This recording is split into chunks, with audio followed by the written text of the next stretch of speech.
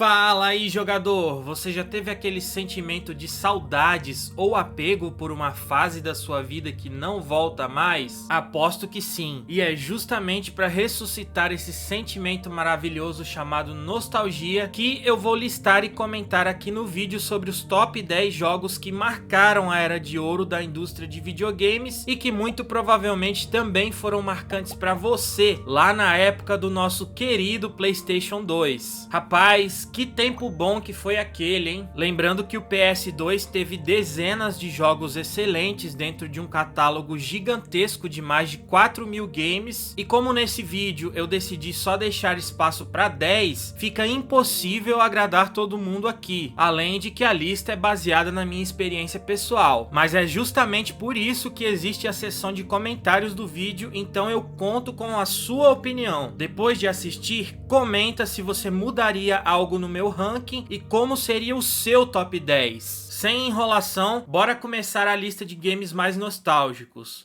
Em 10º lugar, Shadow of the Colossus.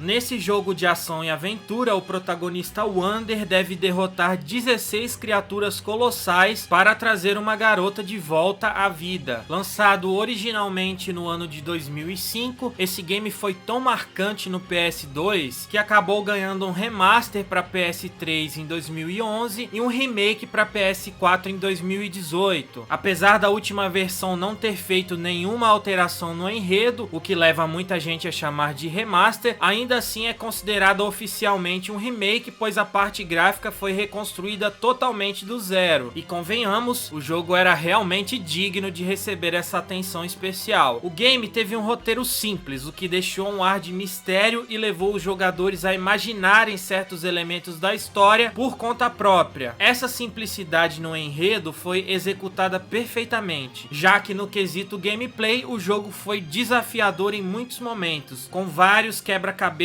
para serem resolvidos, com lutas épicas de tirar o fôlego e com uma trilha sonora de arrepiar.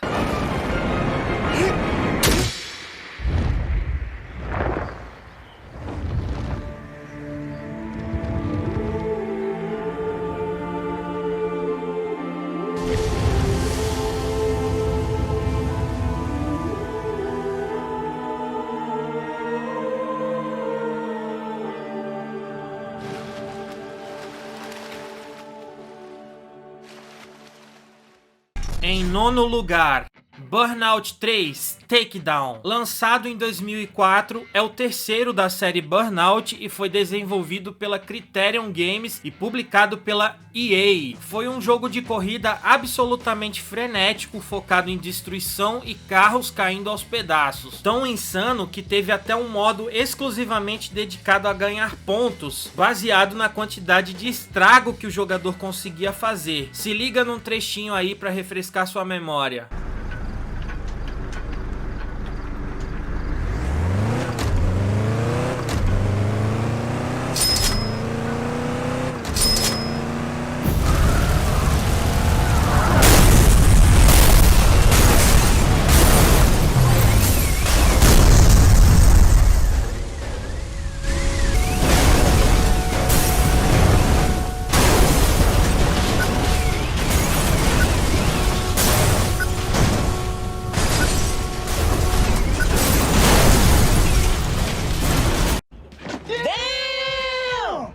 Em 8º lugar, Naruto Shippuden Ultimate Ninja 5. O jogo contou com 62 personagens e continuou a história de Naruto Shippuden, indo até o final do arco de Sasuke e Sai. Muito mais que um simples game de luta, aqui o jogador também teve a oportunidade de mergulhar no universo de Naruto Shippuden, através do modo história em terceira pessoa, estilo jogo de mundo aberto, que permitiu explorar de maneira mais profunda os lugares icônicos desse universo. A história do do jogo seguiu a mesma dos anteriores, onde acompanhamos Naruto em sua missão de trazer Sasuke Uchiha de volta para a Aldeia da Folha. No meio do caminho, encontramos outras tramas e batalhas para enfrentar. É claro que as lutas em si também não deixaram nem um pouco a desejar, afinal foram recheadas de jutsus épicos, combos alucinantes, cenários interativos e muitos momentos que fizeram os jogadores quase quebrar o controle de tanto apertar botões. Em sétimo lugar, WWE SmackDown vs Raw 2008. Lançado em novembro de 2007, o jogo é muito marcante, pois foi repleto de músicas memoráveis, incluiu um modo de jogo no qual o jogador tinha a chance de arrebentar o oponente com objetos durante a luta. Eu particularmente curtia pra caramba essas loucuras, pegava marreta, escada, mesa, até o árbitro da luta virava vítima. Outros elementos inclusos no jogo foram a criação de personagens e de entradas dos lutadores no palco e no ringue. Falando nisso, quem não se lembra da entrada aterrorizante do Undertaker?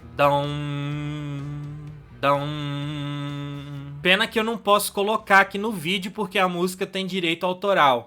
Em sexto lugar, Need for Speed Underground 2. Lançado em 2004 pela EA, esse jogo foi o oitavo da série Need for Speed e a sequência direta do Need for Speed Underground. O game trouxe uma série de novidades, como uma maior personalização dos carros e novos métodos de seleção de corridas. Foi ambientado em uma cidade conhecida como Bayville e a história teve o foco em torno do próprio jogador, numa aventura em busca de se tornar o melhor piloto de rua da cidade.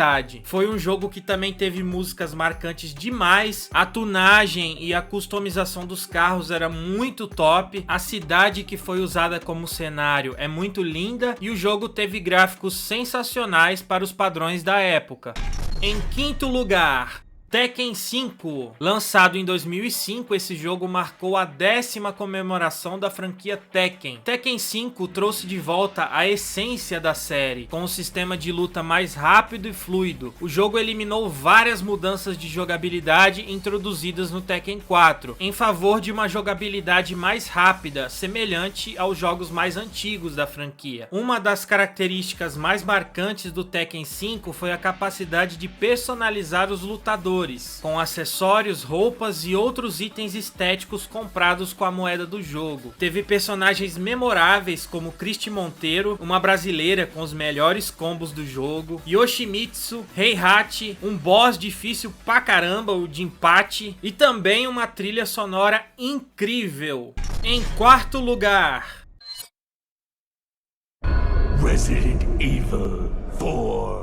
Esse jogo dispensa apresentações e é simplesmente um fenômeno em todos os aspectos, além de ter revolucionado a indústria de videogames com a introdução do estilo de câmera em terceira pessoa com mira over the shoulder, ou seja, acima do ombro. Uma gameplay que soube misturar perfeitamente elementos de ação com terror, uma história repleta de personagens fodásticos e uma boa dose de humor que já não se vê mais hoje em dia, são as características que levaram Resident Evil 4 a ser um dos jogos mais aclamados da era PlayStation 2 e que para sempre continuará trazendo nostalgia e boas lembranças para uma legião de fãs aficionados. Em terceiro lugar, God of War 2. Lançado pela primeira vez em 2007, esse jogo foi a continuação direta do primeiro God of War. O game foi ambientado na Grécia Antiga e baseado na mitologia grega. O espartano Kratos se tornou o novo deus da guerra, mas foi traído por Zeus, que removeu os poderes de Kratos através da lâmina do Olimpo e logo em seguida a usou para eliminar Kratos. Ele então foi salvo pela titã Gaia, que o instruiu a encontrar as Irmãs do Destino. Elas tinham o poder de fazer Kratos voltar no tempo e impedir sua morte, fazendo com que Zeus não cometesse a traição. Cara, se tem uma coisa que eu posso dizer do Kratos nesse jogo é casca grossa demais. O cara fica putaço com os Zeus e sai arregaçando todo mundo para conseguir a vingança. A jogabilidade foi muito semelhante ao game anterior, focando no combate baseado em combos através da arma principal do jogador, as lâminas de Atena.